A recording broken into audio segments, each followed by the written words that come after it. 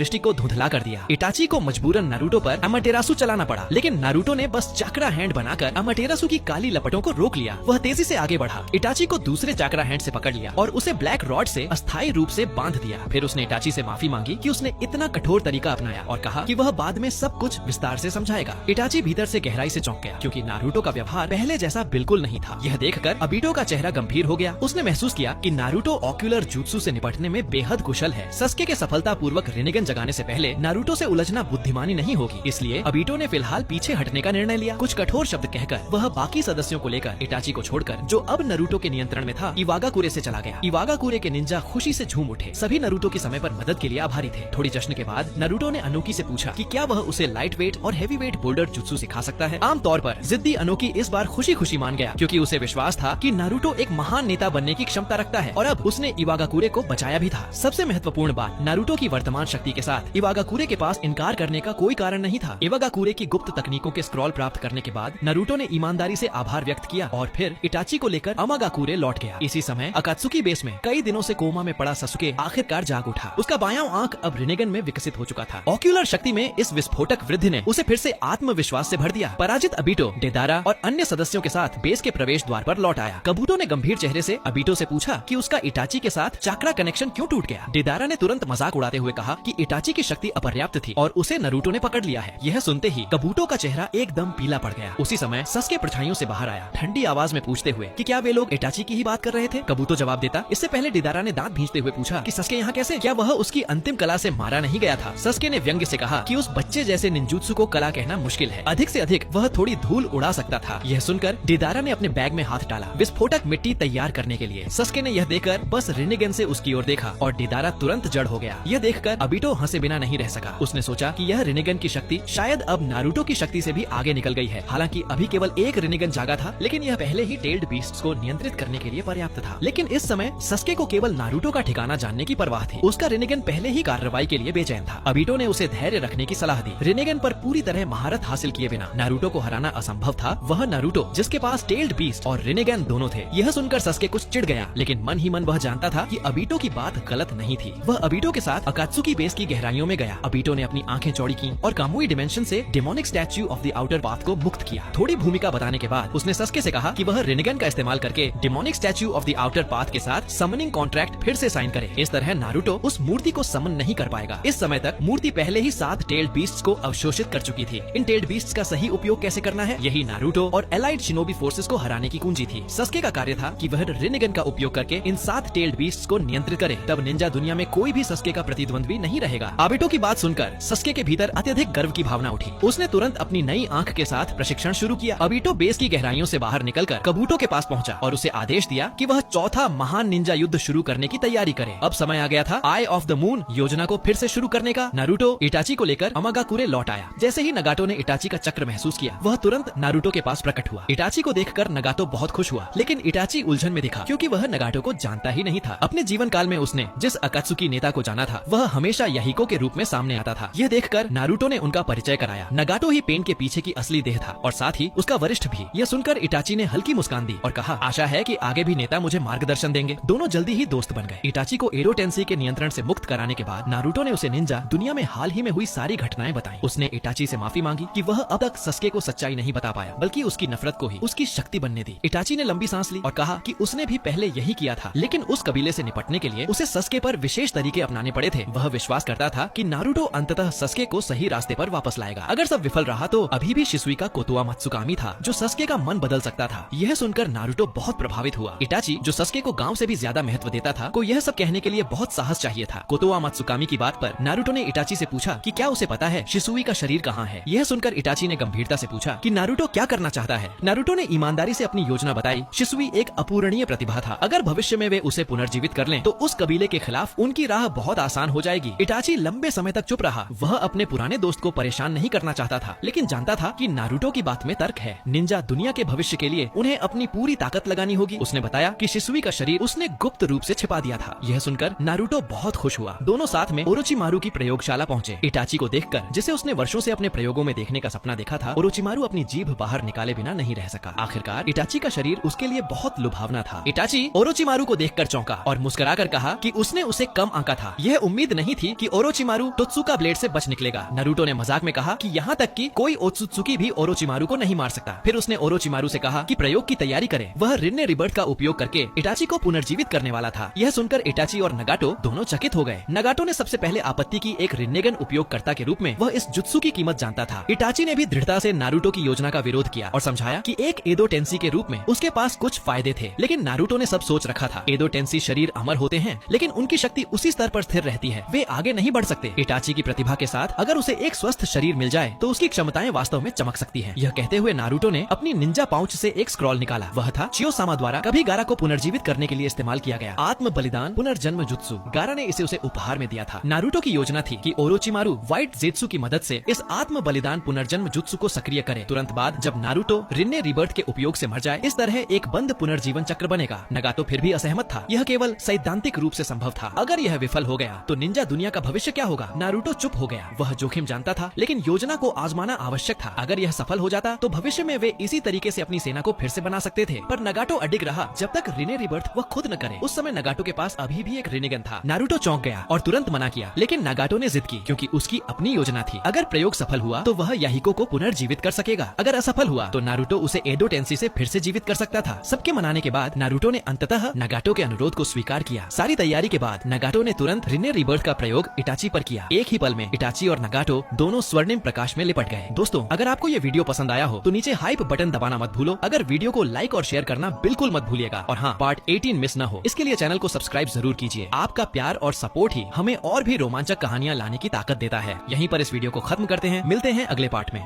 Everybody knows that I'm breaking down. Everybody knows I ain't faking now. Everybody knows my heart's vacant now. Yeah, she hates me now. I made mistakes, but now I don't ever wanna be alone. I don't really ever feel at home. On my own, in the zone. That's the only way I know. Feeling low, about to blow back up. Here I never let the doubt creep in. Gotta pop a couple more aspirin. I don't think I'll ever let you in. Easier to break it off best friends. I don't really understand myself. I don't really understand, need help. I don't wanna be left on the shelf. Couldn't even hear me if I yelled. It's so cold. अगर आपने अभी तक सभी part नहीं देखे हैं तो आपको मेरे YouTube चैनल पर सारे पार्ट मिल जाएंगे। पहले जाकर उन्हें जरूर देखिए, फिर इस पार्ट को आगे देखें ताकि आपको पूरी कहानी अच्छे से समझ आए। नारुतो ने आखिरकार शिसुई के अवशेषों का ठिकाना ढूंढ लिया। इसी समय नगाटो इटाची पर Samsara of heavenly life jutsu का प्रयोग कर रहा था। तेज सफेद प्रकाश के साथ इटाची अंततः सफलतापूर्वक पुनर्जीवित हो गया। इस बीच नगाटो की शक्ति तेजी से घटने लगी। यही इस जुत्सु की कीमत थी। यह देखकर नारुतो ने चिंतित होकर ओरोचिमारू से कहा कि वह तुरंत लिविंग कोर्प्स रीइंकार्नेशन जुत्सु शुरू करे। ओरोचिमारू ने तुरंत एक व्हाइट जेत्सु को नियंत्रित किया और उस पर यह जुत्सु लागू किया। एक पल में व्हाइट जेत्सु की जीवन ऊर्जा नगाटो के शरीर में प्रवाहित होने लगी। नारुतो ने भी व्हाइट जेत्सु पर हाथ रखा और लगातार चक्रा प्रदान करता रहा। मृत्यु के कगार पर पहुंचा। नगाटो तेजी से ठीक होने लगा। उसके सफेद बाल धीरे धीरे लाल हो गए। यह एक सफलता थी। यह देखकर नारुतो और ओरोचिमारू ने एक दूसरे की ओर देखा और मुस्कुराए। थकान की लहर ने तुरंत उनके शरीर और मन को जकड़ लिया। यह प्रक्रिया अपेक्षा से अधिक चक्रा और मानसिक ऊर्जा ले गई थी। लगता था कि इस विधि का उपयोग हल्के में नहीं किया जा सकता। आखिरकार यह जीवन और मृत्यु से जुड़ा मामला था। बगल में खड़ा इटाची अत्यधिक उत्साहित था। वह हैरान था कि उसे एक दिन फिर से एक पूर्ण स्वस्थ शरीर मिलेगा। लेकिन अचानक उसके दोनों शेरिंगन गिरने लगे क्योंकि मरने से पहले उसकी आंखें सस्के में प्रत्यारोपित की गई थीं। अब जब वह पुनर्जीवित हुआ तो वे आंखें स्वाभाविक रूप से वापस नहीं आ सकती थीं। नारुतो ने